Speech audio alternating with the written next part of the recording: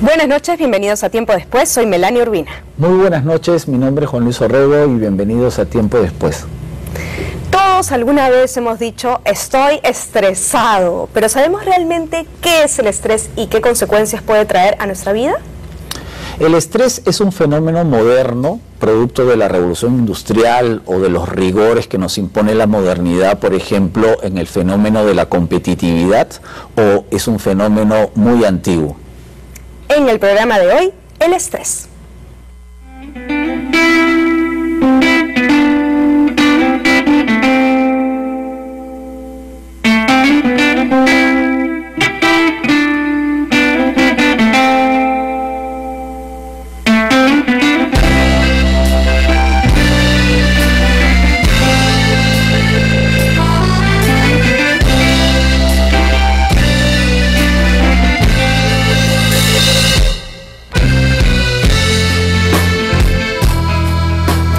En el programa de hoy tenemos a dos grandes invitadas. Una invitada a la que me toca presentar, ella es caserita de la casa, la segunda vez que viene. Me toca presentar a Maritza Velarde, ella es médico pediatra y terapeuta bioenergética. Bienvenida otra vez, Maritza. Gracias, es un gusto estar acá nuevamente. Gracias.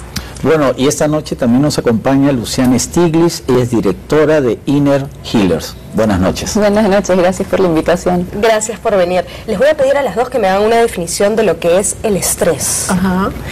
El estrés es una respuesta, ¿no?, fisiológica, o sea que todos nuestros órganos y sistemas también reaccionan ante un evento, ¿bien?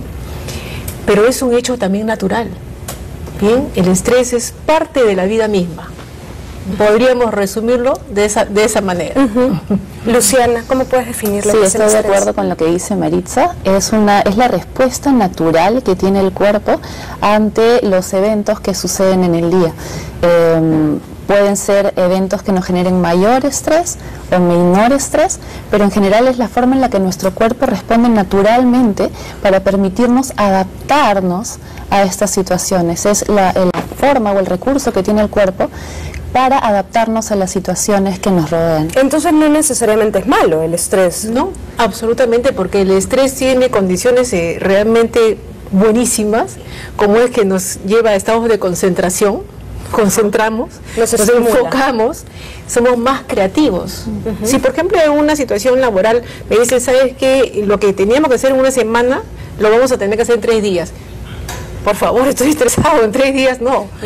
Y simplemente lo que hace el personal es, bueno, hay que enfocar, concentrarnos, vamos a llamar a este equipo, estos de acá son los mejores, a mis proveedores los llamo y les digo todo esto, me organizo, entonces me enfoco, me concentro, soy creativo y doy buenos resultados.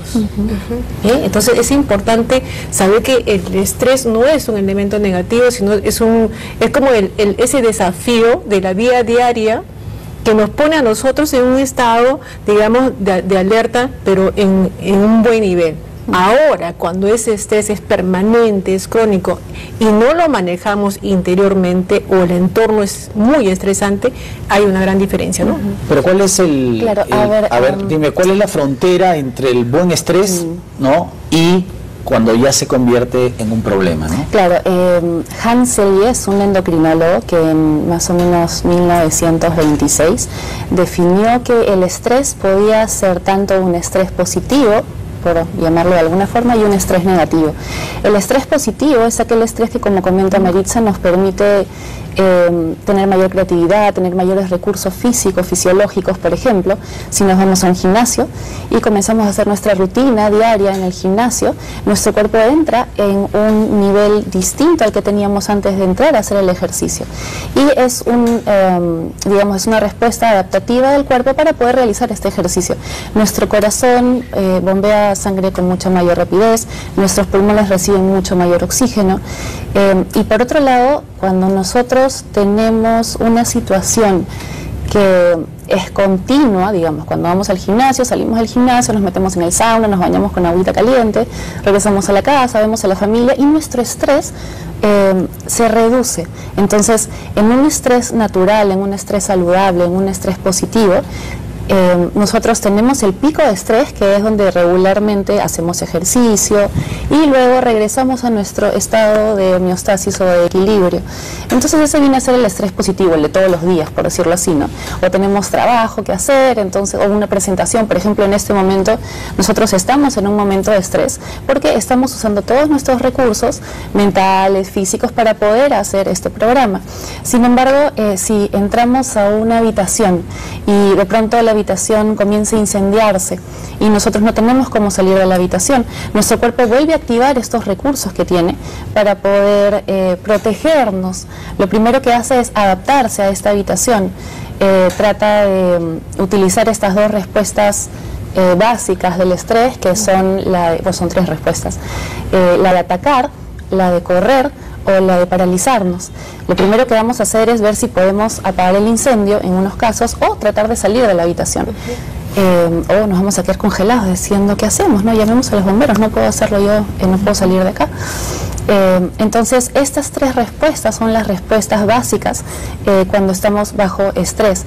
Si, por ejemplo, no podemos salir de la habitación, ya nuestro cuerpo nos dio todo lo que tenía en ese momento, ¿no es cierto? Las glándulas adrenales comienzan a segregar cortisol, etcétera. Pero si esto continúa durante un tiempo prolongado, nuestro cuerpo comienza a agotarse. Y en este agotamiento fisiológico, lentamente nosotros comenzamos a perder la capacidad de utilizar estos recursos que tenemos, porque nos da miedo, porque nos volvemos ansiosos, y este tipo de estrés es el estrés negativo. Muchas veces esto mismo podemos replicarlo en la oficina. A veces estamos trabajando y tenemos toneladas de trabajo y tenemos que viajar y que cumplir con la casa, entonces es como si estuviésemos nuevamente dentro de un cuarto que se está incendiando y no encontramos la salida. En vez de incentivarnos, nos bloquea. Ahora, tenemos cualquiera de las tres opciones. Una de las opciones es bloquearnos, otra es retirarnos o salir corriendo, que a veces llamamos a la oficina y decimos, no, yo no me siento bien como para ir a trabajar, o atacamos, mi jefe es un antipático, mira lo que me está haciendo, y nos peleamos con el jefe, nos peleamos con las personas que están debajo nuestro o con nuestros pares. Entonces existen tres formas de reaccionar ante esto. ¿Y desde qué etapa de nuestra vida aparece el estrés? ¿Los niños sufren estrés? Desde la etapa prenatal. O sea, de momento, sí, claro, una mujer embarazada, una mujer que está gestando, si está estresada, la madre estresa al bebé. Claro, porque va a aumentar la adrenalina, va a aumentar el cortisol, va a aumentar todo. ¿Y lo está estresando al niño? Exacto. ¿Al feto? Sí. A ver, justamente por supuesto. Quería preguntar porque me estoy estresando. ¿Desde cuándo la medicina, la psicología o la ciencia habla del estrés? ¿Es una enfermedad? Bueno, no es una enfermedad, ¿es un fenómeno moderno o ya tenemos registros desde los tiempos, desde la edad antigua, en fin? Desde el siglo XVI, casi al borde del XVII, ya se habla del término de estrés. El término realmente entra como un tema de que una superficie que tenía una presión, esa superficie sufría, digamos, como que decía que se ponía elástica, como que bajaba su tensión, y que la única manera de que vuelva a su lugar normal era que tuviera más energía. Entonces de ahí empieza el término estrés, como un elemento propio de física, y luego se lleva al campo psicológico. La persona, en el siglo XVII, comienza a darse cuenta que había personas que estaban desgastadas en los nervios, entonces necesitaban más energía. Claro. Y se planteaban esos descansos, esos reposos. Es más, o sea, el estrés era tema de gente que tenía mucho dinero.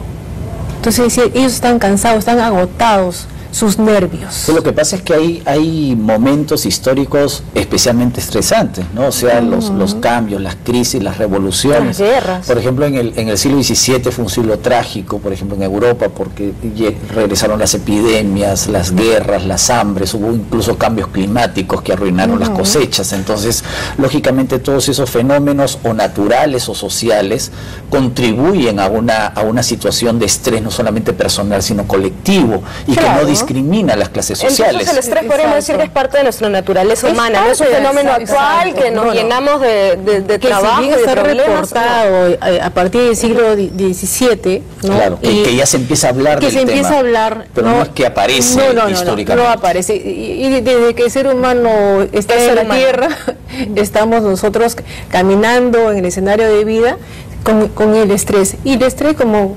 que quede bien claro que es un hecho natural del ser humano. Ahora, eso tiene que quedar bien claro y es importante. Pero por ejemplo, los historiadores hablamos que a medida que la humanidad ha ido avanzando, el tiempo histórico se ha ido acelerando. Es decir, antes los cambios eran poco frecuentes, o sea, el mundo era más, la humanidad era más estable, por así decirlo, pero a medida que avanza la humanidad, avanza la modernidad, avanzan los fenómenos sociales, políticos, económicos, lógicamente el tiempo histórico se va acelerando, y es natural pensar que a partir del siglo XIX, por ejemplo, el estrés ya se convierte en un fenómeno pues generalizado, ¿no? Bueno, si pensamos, si nos ponemos en la posición de que el estrés es algo natural, es una respuesta adaptativa del cuerpo, podríamos considerar que desde que el hombre es hombre existe el estrés. Si nos remontamos a la época en la que vivíamos en África, teníamos nuevamente que tener estas tres respuestas. Si venía un león a atacarnos, teníamos o que salir corriendo, o que atacar al león, o muchas veces nos quedábamos paralizados y sufríamos las consecuencias. O por ejemplo la actividad de la caza, ¿no? Que durante millones de años el hombre, la humanidad vivió de la caza, ¿no? Entonces era un desafío cotidiano, ¿no? Frecuente, porque no solamente te enfrentabas al animal, o tenías que buscar al animal, sino que tenías que proveer. Claro, ¿no? Entonces ya la caza era un trabajo, claro, un trabajo no remunerado, no como se entiende modernamente, pero el método de supervivencia de ese entonces. Entonces, dentro de ese método de supervivencia tenemos este recurso del cuerpo, que es el de adaptarnos a la situación. Lo que sucede es que antes de 1920 no era algo que se observara, no era algo que digamos, se considerara una problemática, porque era una respuesta natural. Sin embargo, entre 1920 y 1930 aparece, por ejemplo, Walter Cannon, que es el que define que existen estas respuestas, tanto la de correr como la de atacar. Cuando él comienza a definir esto, es que comienzan a acuñar el término de estrés, que proviene, como bien decía Maritza, de la física. En física tú tienes un elemento al cual se le agrega cierta presión.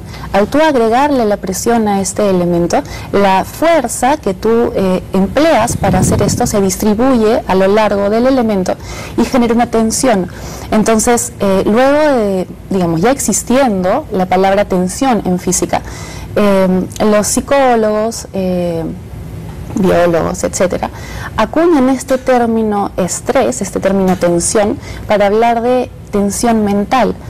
Al definir tensión mental es que comenzamos ya a hablar de una tensión en el cuerpo, de una tensión mental, de una tensión en la persona. Y entonces ya comenzamos a hablar del estrés como problemática, ¿no? ¿Qué es lo que sucede cuando este estrés o esta tensión es continua, es crónica? Bueno, tenemos que irnos a un primer corte y en el siguiente bloque hablaremos de los síntomas del estrés. Ya regresamos.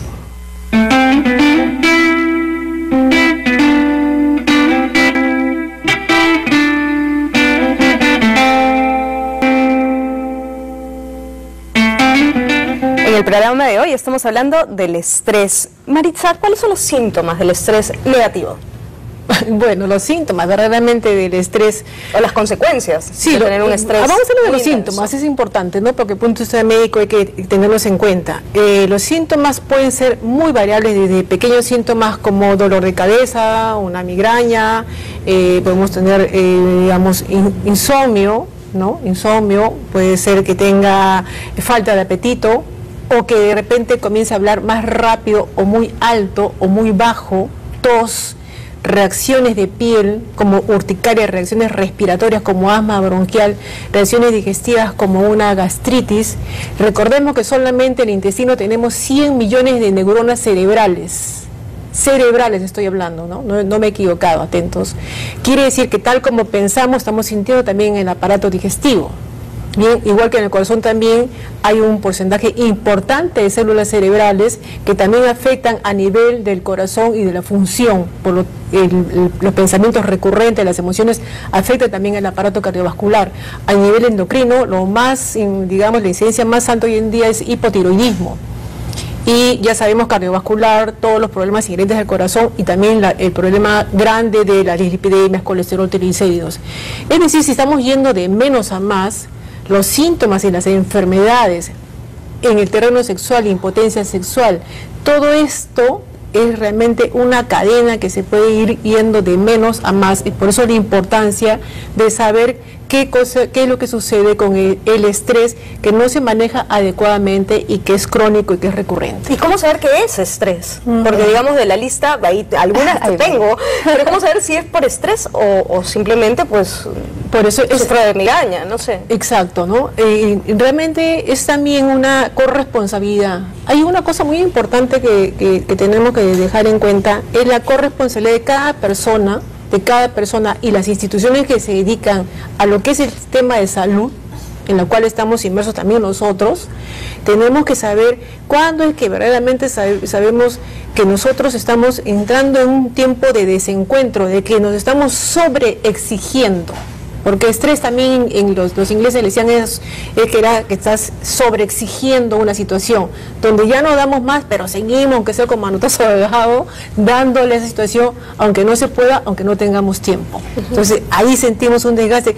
Y sabemos, somos conscientes, nos cuenta de que ya no doy más, no puedo más, pero voy a seguir adelante, soy terco y sigo adelante. Estamos entrando ya en un estrés que es negativo. Claro, además de los síntomas físicos o fisiológicos de los que nos ha hablado Maritza, también tenemos los síntomas de conducta, los síntomas emocionales y los síntomas cognitivos.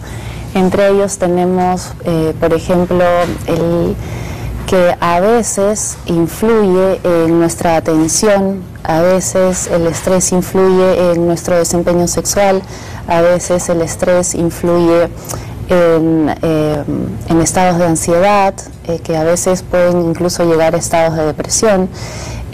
Sin embargo, uno puede notar cuando uno se encuentra estresado sin tener que llegar a una sintomatización tan grande, digamos, ¿no? Nosotros podemos notar que estamos estresados cuando nuestro corazón se agita, cuando comenzamos a salivar de una forma excesiva a lo que estamos acostumbrados, cuando sentimos presión en el pecho, presión en el abdomen, sudoración excesiva. Claro. Entonces, cuando notamos estas pequeñas cosas, podemos saber que estamos en un pequeño cuadro de estrés. El hambre que luego aumenta, dentro de los existen las dos, ¿no? Digamos, dentro de los, dentro de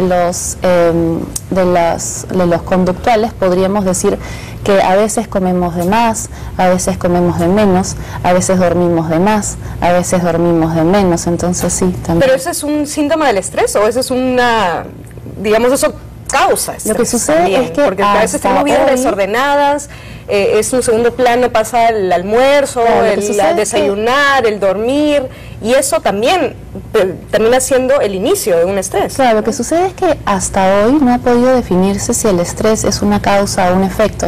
Por ejemplo, Hans Selye, el que les hablaba más temprano, él decía que el estrés, además de ser estrés, era tanto una causa como un efecto. Claro. Eso es algo que aún no se ha podido evaluar científicamente, entonces aún no sabemos si es causa o es efecto. Ahora, por ejemplo, en la historia tenemos algunos pasajes de estrés extremo, ¿no? Por ejemplo, se me viene a la memoria todo lo que debieron sentir los que estuvieron, por ejemplo, en campos de concentración. Así es. ¿No?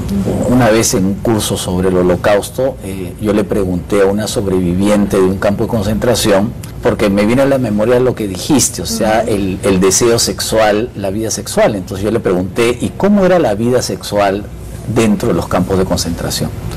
Y ella me decía que contra lo que uno podía pensar, el deseo sexual aumentó.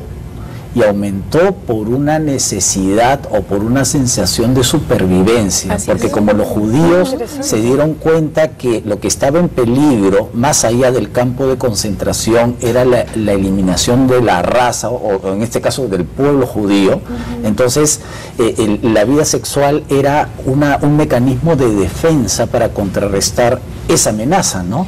O sea, porque uno se imagina pues la vida en un campo de concentración como el apagamiento total de la voluntad, ¿no? Porque lo que los nazis, por ejemplo, lo que querían obtener con esta logística de los campos de concentración era deshumanizarte, ¿no? Entonces la vida sexual relativamente intensa, ¿no? En un campo de concentración era un mecanismo de defensa. Claro, quizá eso responda, perdóname, quizá eso responda a que el acto sexual en sí es una liberación somatoemocional. Cuando hablamos de que tenemos diferentes maneras de responder ante un estímulo, hablamos de que podemos tener digamos, el alejarnos o el atacar. En este caso sería que en algunos casos uno se retrae sexualmente y en otro lo buscamos más bien como un método de salida. Entonces incrementamos más bien la cantidad o las veces que tenemos relaciones sexuales. Yo creo que hay un punto importante ahí, que hoy en día las neurociencias realmente le están dando un respaldo y yo creo que esto es extremadamente válido. Nosotros entendemos el cerebro como algo muy complejo, pero que predomina definitivamente la parte emocional y el sentido de supervivencia. Y esto está en la parte muy primitiva que queda acá, en la base del cerebro. Ese sentido de supervivencia, a mí estaba en una alerta total completamente, es decir, o yo vivo, ¿no?, o muero. Entonces la única manera que era, para la gente que estaba ahí en los campos de concentración, la vida y la muerte era cuestión de segundos nada más ahí. Entonces, ¿qué puedo hacer? Eso es lo que yo voy a hacer, o sea, tratar de seguir procreando, teniendo relaciones de esa manera. El ser humano hoy en día está dentro de dos áreas, una que es la parte cognitiva, mi respuesta muy procesada, todo, y la otra es, yo tengo que sobrevivir, y esa es la que pesa fuertemente la parte emocional y la parte primitiva del ser humano. Sí, ahora, apelando a la historia, por ejemplo, me estoy acordando de la historia militar, digamos, ¿no? Por ejemplo, la sensación de estrés antes de la batalla, ¿no? O sea, mañana vamos a atacar, o es posible que mañana nos ataquen, o en unas horas. Exacto. Entonces, ¿cómo canalizar, por ejemplo, esa situación de presión máxima, ¿no? Entonces, por ejemplo, algunos recurrían, por ejemplo, en la guerra con Chile sabíamos que los ejércitos recurrían al alcohol, ¿no? O sea, antes del enfrentamiento, canalizar un poco la tensión a través del alcohol, o por ejemplo en el mundo andino a través de algunas hierbas, o la coca, por ejemplo, ¿no? Entonces había formas de alguna forma de canalizar o administrar una tensión máxima. Exacto, el ser humano va a buscar siempre una herramienta, algo que le pueda ayudar a minimizar ese impacto, porque sabe que va a suceder algo que es inminente, ¿no? Entonces ahí hay una situación pues clara y definida. No es que yo me imagino que dentro de una semana va a haber de repente un terremoto, porque es otro tema, que ahorita todos estamos estresados pensando que el terremoto, ¿cuándo va a pasar? No, es que mañana iba a ser la batalla exactamente a las 12 del día, ¿no? Los dos ejércitos se habían citado en tal sitio. En tal lugar, ¿no? Entonces ahí definitivamente entra nuevamente enfoque, concentración, uno saca la mayor parte de las destrezas, tiene más fuerza, porque la adrenalina y todos los neurotransmisores van funcionando, y yo tengo fuerza como 1 ahorita, y en esa situación tendré fuerza como 20. Entonces todo eso se va a dar, ¿bien? Pero definitivamente se ha usado, sabemos muy bien que en la guerra de Vietnam se usaron muchas drogas, se usó alcohol, una serie de medicamentos que producían un estado por lo menos de excitación, con lo cual, o algunos de tranquilidad, para poder enfrentarse a algo que ningún ser humano está realmente preparado para hacerlo. Además, por ejemplo, hay personajes en la historia que parece que el estrés les era un alimento para la acción, ¿no? Por ejemplo, tenemos casos de políticos como De Gaulle, como mismo Churchill, ¿no? No voy a mencionar contemporáneos, ¿no? Que ellos reconocían, ¿no? Que ellos dormían muy poco, o sea, dormían 3-4 horas diarias, sin embargo estaban en una hiperactividad tremenda durante todo el día y es gente que vivió mucho, o sea, en una situación de tensión y de estrés permanente, o sea, esos, como dicen algunos, esos animales políticos, ¿no? Sí, es que esas personas tienen ya una estructura con la que ellos vienen así, o sea, nacen para tener ese perfil, ese liderazgo. Son gente que puede dirigir grandes batallas, grandes guerras, grandes revoluciones y sacar adelante una nación, digamos, ¿no? Y el estrés no les produce, digamos, ningún efecto o digamos, no deseado. Es decir, una situación que en otra persona sería pues devastadora, para ellos es un motor constante, es una pasión, se sienten bien haciéndolo. A ver, me gustaría comentar un poco sobre eso. Si revisamos, digamos, la historia nuevamente, vemos que existe el inconsciente colectivo en grupos humanos a través del tiempo. Entonces, si bien antes, en esa época, el tema era bastante más conductual, bastante más cognitivo, quizá ahora nuestro tema tenga más que ver con lo existencial. El estrés en ese momento tenía más que ver con temas cognitivos, con temas conductuales. Sin embargo, según Viktor Frankl, por ejemplo, que estuvo muchos años en un campo de concentración, estuvo en Auschwitz, estuvo en varios campos de concentración, él decía que nuestro inconsciente colectivo, nuestro grupo de personas hoy en día, tenían más que ver con buscar el alcohol o buscar estos métodos evitativos como el tener relaciones sexuales continuas, más bien porque existía una pérdida del sentido. Parecía que el estrés más bien nos estaba llevando a perder el sentido de nuestra vida, y entonces ya digamos, nuestras respuestas a través de este estrés crónica, depresión, ansiedad, etcétera, nos llevaban a una pérdida del sentido. Pero sin embargo, el hombre siempre tenía los recursos necesarios para pasar por este proceso, por este tiempo difícil y elegir de qué forma quería reaccionar a esto. Bueno, nos tenemos que ir a un corte y en el siguiente bloque hablaremos de los factores que desencadenan el estrés. Ya regresamos.